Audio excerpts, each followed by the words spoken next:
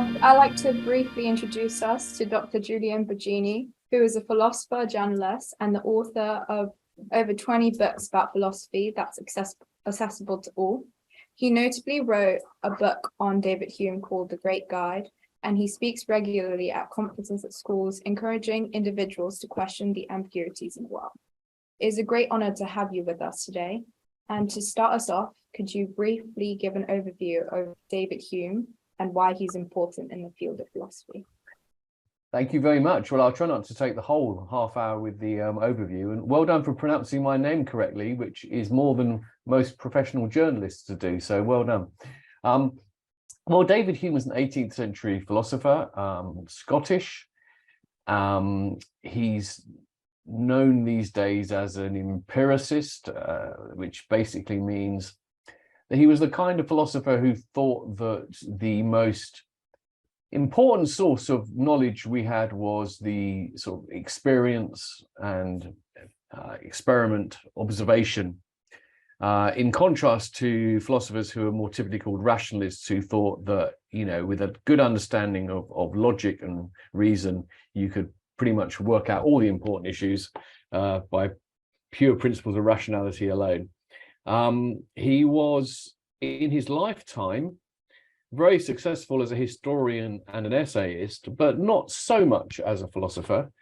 He was also extremely popular in France, and in later life he went to France, and all the great Enlightenment philosophers welcomed him and thought he was amazing. They called him Le Bon David. I don't want to sort of give a summary of all his different views, but I think for me, one of the reasons I very much like Hume is that, like Aristotle, he's the kind of philosopher who, for me, is always trying to think as clearly as possible about things, but he accepts the fact that we can't sort of do philosophy as though it were mathematics and imagine that we can achieve absolute certainty and absolute precision. So it's that balancing act between being as rigorous as we can be, but accepting that we can't always be as certain or as precise as we would perhaps like to. So one of the things we study in the A-level course is Hume's arguments against realist miracles. Which out of all of those is your favourite, or one you think is most convincing? Arguments against? Realist miracles. Oh, okay. Well, okay. Well, I mean, the basic thrust, I think it's an interesting one, the argument against miracles, because you still see some people saying that Hume was wrong because what he said doesn't rule out miracles and doesn't even rule out the possibility of there being evidence for miracles. So the core argument, as far as I think of it, is simply the one that it's to do with a balance of evidence argument. And so the idea is a very simple principle: a weaker evidence can never destroy a stronger, is what he says.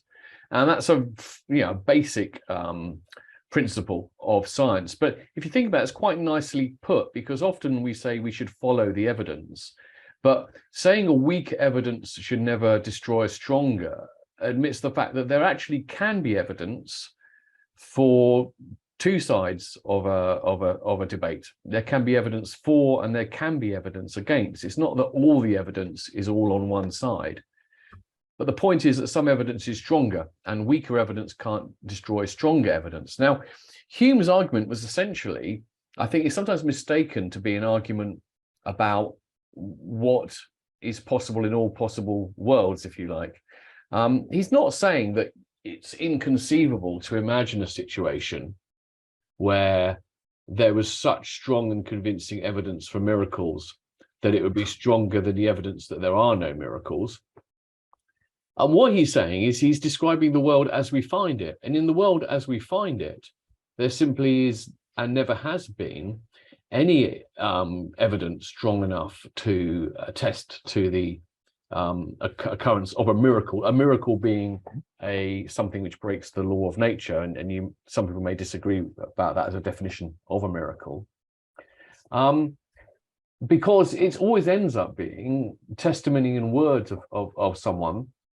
who are unreliable, partly because they may not be being honest, partly because they may, or because they are mistaken themselves, or it could be, they've misinterpreted things, against the evidence of basically every other experience we have, which is that nature works according to regular laws.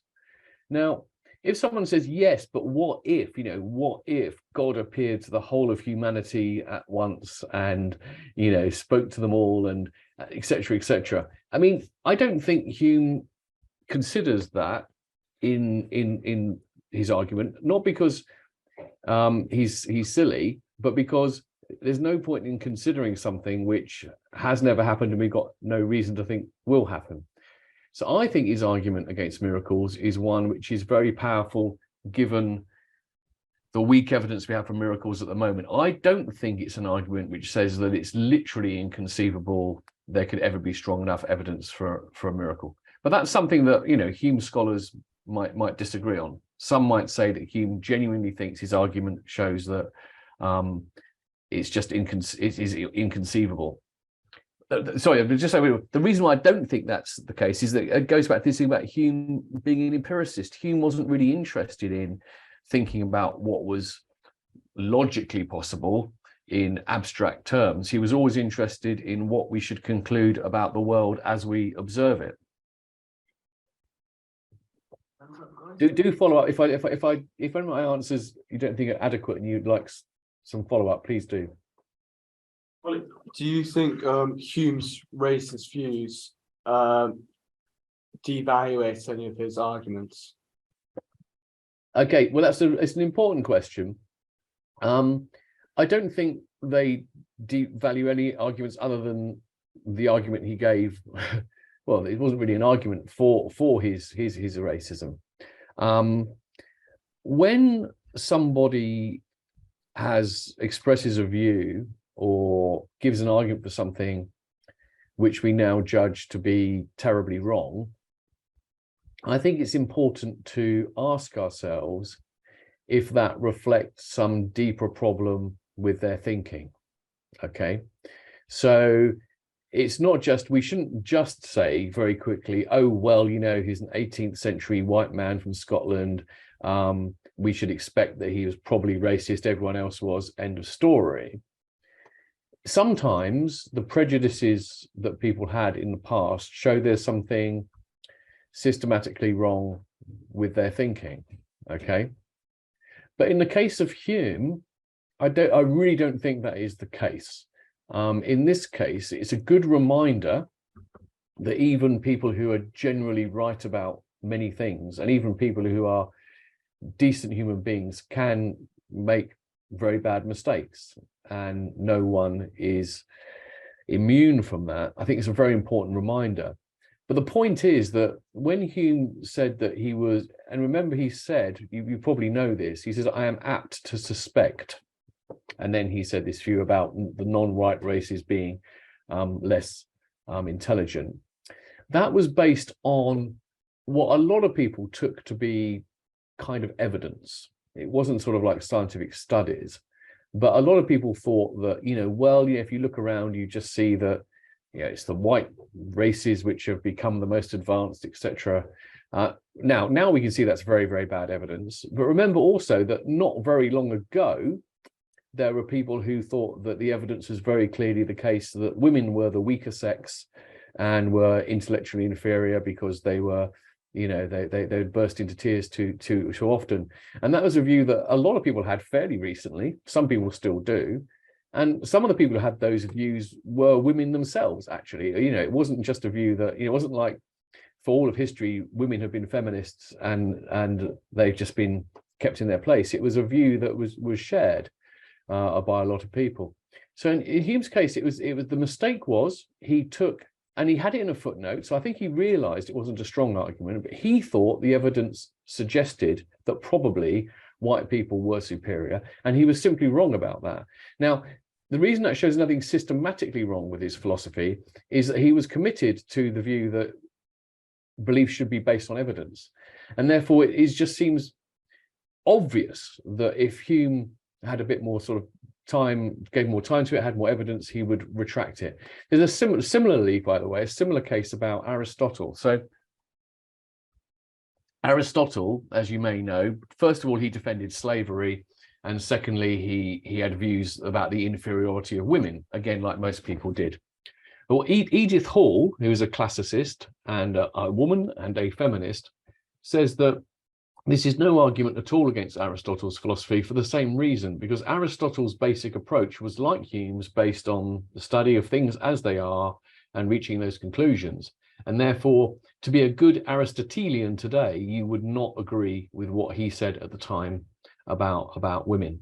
So I think in order for us to decide that any of his philosophy is invalidated by this, we would have to conclude that the reason he made that mistake reveals some fundamental flaw in his approach. And I don't think it does. What it shows is a certain sloppiness when thinking about that particular issue, which is not to his credit at all. But there you go. By the way, he did support the abolition of slavery, by the way. So just didn't on his credit on that side. He wasn't completely just going along with what was happening in his society. Do you think as we continue to study philosophers like David Hume, who had a view that was racist, we're like perpetuating a system of racism in philosophy? So are we perpetuating a system of racism if we continue to study those people? Well, again, I don't think we do. We would continue to perpetuate it if we continued studying him and pointed to that passage and said, "Oh, Hume, very clever guy, and look what he said," supporting it. I think that so long as we are very clear that that passage was very, very wrong, I don't see how we're perpetuating. I mean, perhaps I'll ask you. I mean, you're asking the question. I don't know whether you think we are. If you think we are, I'd like to know why you think we are. And I think one problem with this kind of way of thinking is that if we are to not study anyone from the past who has a view which we would now take to be, against certain equality principles, then there are very few that we would study. In fact, there was an interesting example of this, because you may know that there was a campaign to rename David Hume Tower at Edinburgh University. The idea being that because David Hume was a racist, that his name shouldn't be on the building. And the initial proposal to rename it was to rename him in the name of, and I won't try and pronounce it because I'll get it wrong, but basically the leader of the Tanzanian liberation movement. Okay. This became problematic when it was pointed out that actually he was well known for his homophobic views. So he was prejudiced against homosexuals. And so he was quickly removed as a suggestion. I think that, it's if having to be correct morally about everything, including things that actually society as a whole has been very slow to come round to supporting, means that you can't be studied today, then I think we're not going to study anybody, frankly. And I think it's a shame, because for the reason I've said, because as long as those mistakes weren't integral to their general way of thinking, we should take it as a lesson in humility, which is that even the best of us can make horrible mistakes if we're not careful. But I mean, I'd like, if there's anyone in the room who thinks that it is a reason to not study him and people like that today, I would like to hear why. Yeah. Is that something that you think, or? Well, I just think it's never really pointed out when we learn about him. So maybe we haven't gotten there yet. But whenever we learn about philosophers who share those views, it's never pointed out or like criticized about. Yeah, it will be. It will be. Yeah. I think, Lucy, I think that is a fair point.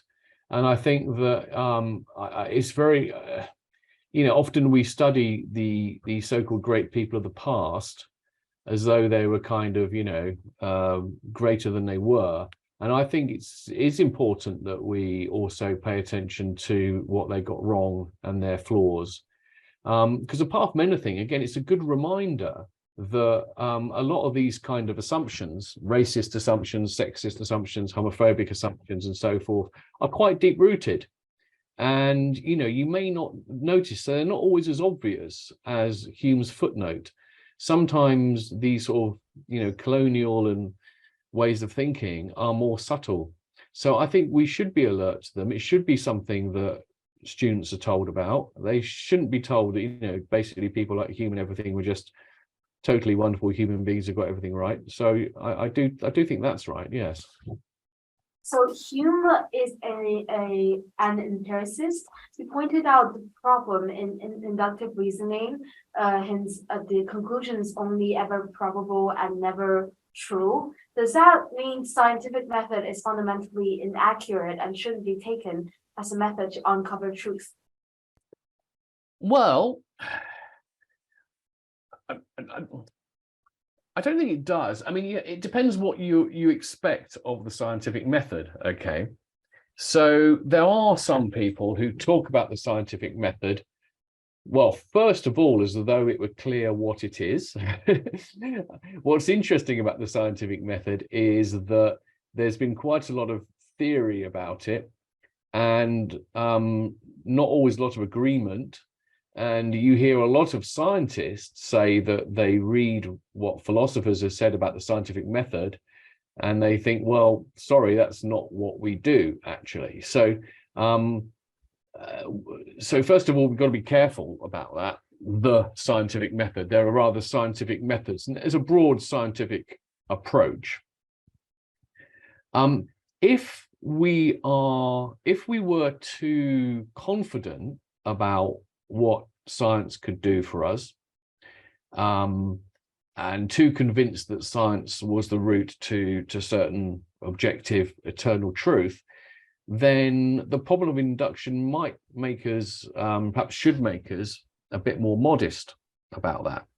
Okay, but I think what the problem of induction should rather do is just get us to understand what it is we're doing when we're understanding the physical world, and to recognize that it doesn't deliver us absolute certainty, and to be okay with that rather than go, and sort of panic about it. You know, if you have an unreasonable expectation of like mathematical certainty and eternity out of science, then you're never going to get it. But why should you have that expectation? The expectation should be that physical science is a very powerful method which has shown itself to be very successful in allowing us to understand the way things work, as demonstrated by the fact that it enables us to often to make predictions and to manipulate the world.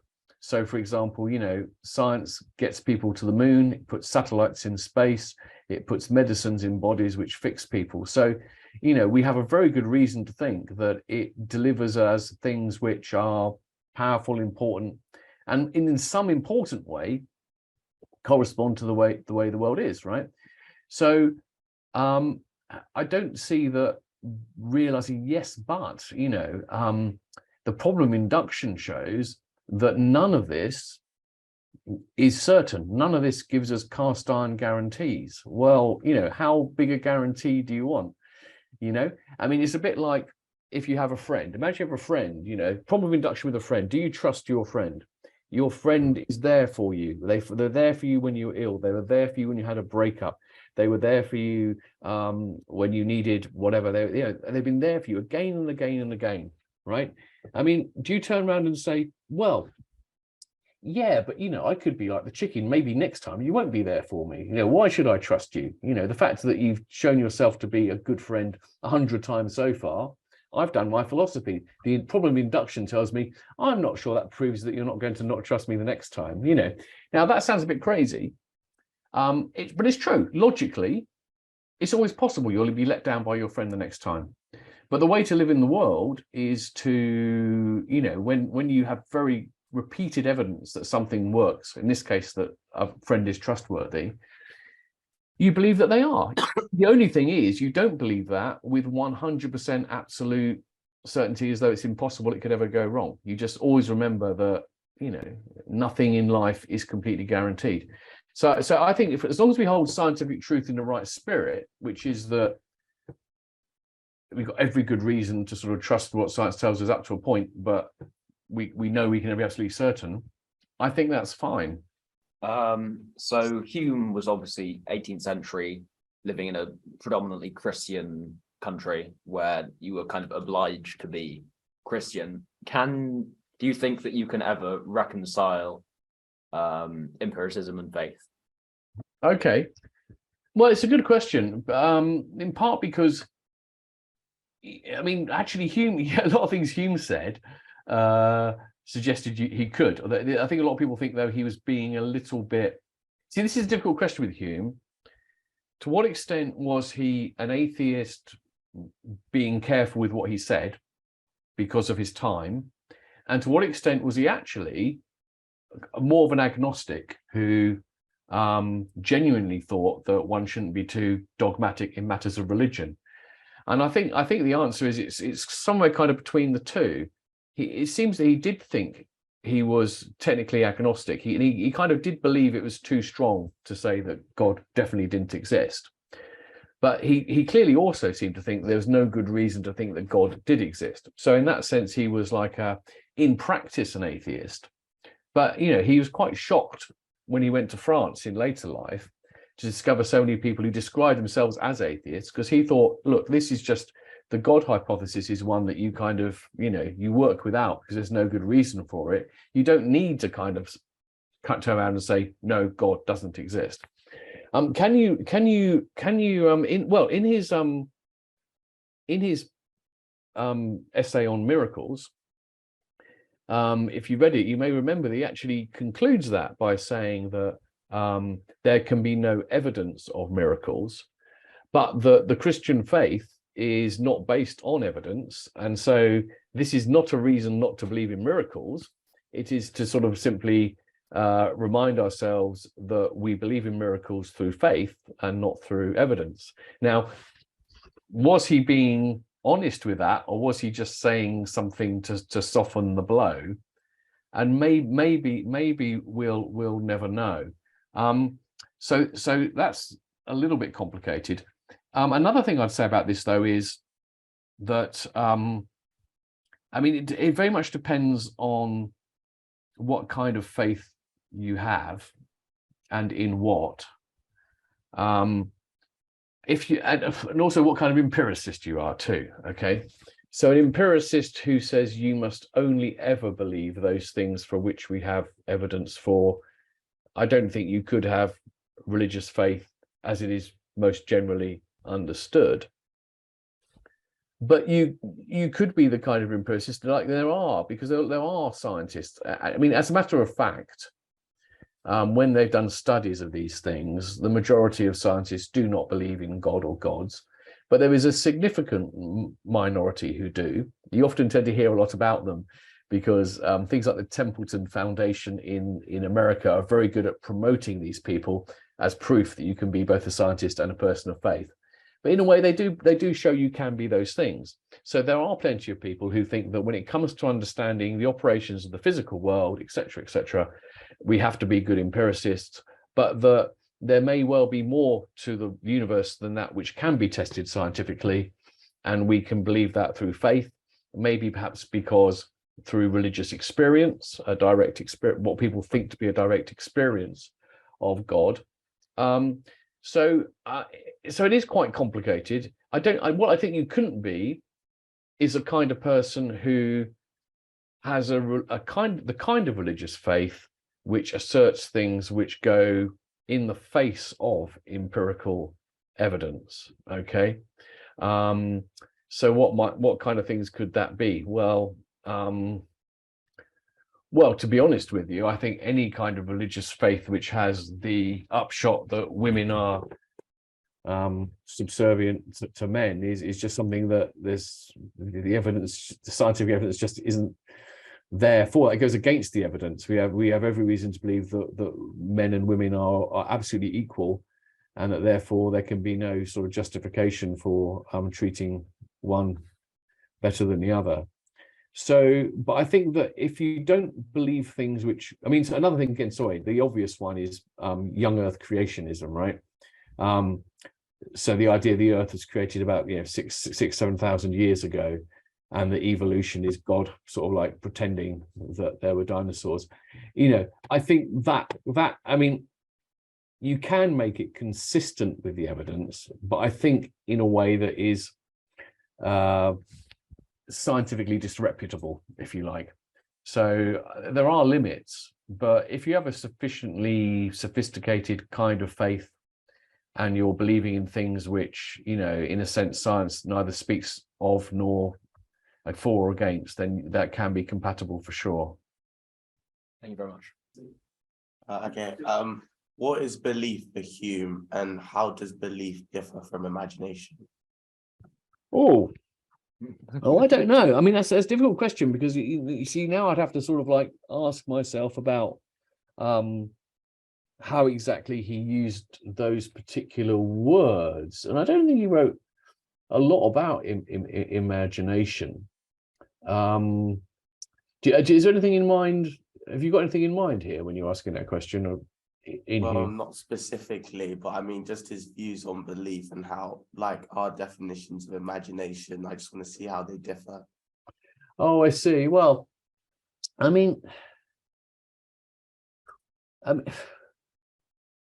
okay, the way I'll approach this perhaps is just to come up with this distinction between impressions and ideas, which you may well know about.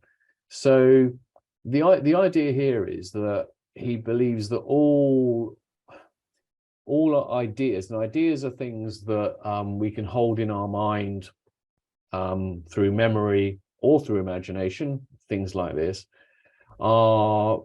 originate in impressions. Impressions are both sense perceptions, but they could also be emotions in our own mind. And actually, an important impression, which is too complicated to go into here, is a kind of a feeling of a necessary connection between a cause and effect, which is something he thinks is an impression of the mind. We don't actually perceive it in the world. So the idea here is, if you like, that there's this kind of if you think about what's in front of your mind or what you're aware of, if you're in a room now, you open your eyes and you open your ears, and you can't help but see what's around you. You can't help but hear what's around you. If there's a smell, you'll smell it, etc. These are the things, these are the impressions, and these are the things that just, as it were, force themselves into your consciousness, right? And if you shut your eyes, you can't see anything. If you plug your ears, you can't hear anything. But we have this capacity, which means that if I did put you in a sensory deprivation tank or something, you could still think of things. You could probably conjure up visual images. Not everybody can, most people can. You might be able to conjure up music. You probably can't conjure up smell, interestingly enough. Trying to imagine a smell is very, very difficult, and taste. But words, all these things. And these are ideas, because the ideas, as it were, can be entertained in the mind, even in the absence of anything either creating them in the body or in the world. And I think imagination is a kind of just one thing we can do with our ideas. So I think for Hume, if you like, so the connection with belief is that if you take beliefs to be things we think are true of the world, in our imagination, we can take these things and we can recombine them, and we can come up with things that we don't believe actually are in the world at all. And yet we can imagine a unicorn. We can imagine, a cross between a snake and a monkey. I'm not sure what that would look like. We can imagine all sorts of things. So imagination enables us to think of things which we have never actually experienced directly. But I think for Hume, and this is the point, for Hume, our imaginations are limited in the sense that we cannot imagine anything which isn't built out of the elements of experience. And this is an interesting challenge. There's a good question. could you really imagine anything which in some ways isn't just recombining things that you've come across in your experience? Actually, funnily enough, Hume thought there was one example of where you could. He made a lot of this, and I don't know why, which is imagine there's a particular shade of blue that you've never seen. And like if I have a strip of colors from dark blue to sky blue, I miss out a color. There's a white block in there. And you've never seen that color actually that's been taken away. Could you imagine the missing shade of blue? Now, Hume thought you could, and he also thought this was a little bit of a problem for him because he thought you had to experience everything first. But I think again, his general theory works for that too. In imagining a missing shade of blue, you're imagining something which is a combination of a darker and a lighter blue, whatever it might be, in a new sort of configuration. So I'm not quite sure why he thought that was such a big problem. So yeah, so imagination is what we do when we go beyond what we experience. And of course, we can imagine things that could never exist, but we can also imagine things that haven't existed yet, but may be able to exist. And that's why, you know, imagination is very important for science and very important for creativity. Because imagine things that you imagine, it's not that they're necessarily not real, it's just that they haven't been experienced by anybody yet or haven't been made by anybody yet. So the question is, you know, when you imagine something, is it something that is purely imaginary and could never exist, or could you, through your imagination, be imagining something which you could make, or maybe you could prove exists by experiment? So I think that's roughly the approach. I hope that's a okay answer. I know I speak for everyone here when I say thank you so much for coming in and speaking, even answering the harder questions. Yeah, your talk was very insightful and it really answered a lot of questions. So I think we should give a round of applause.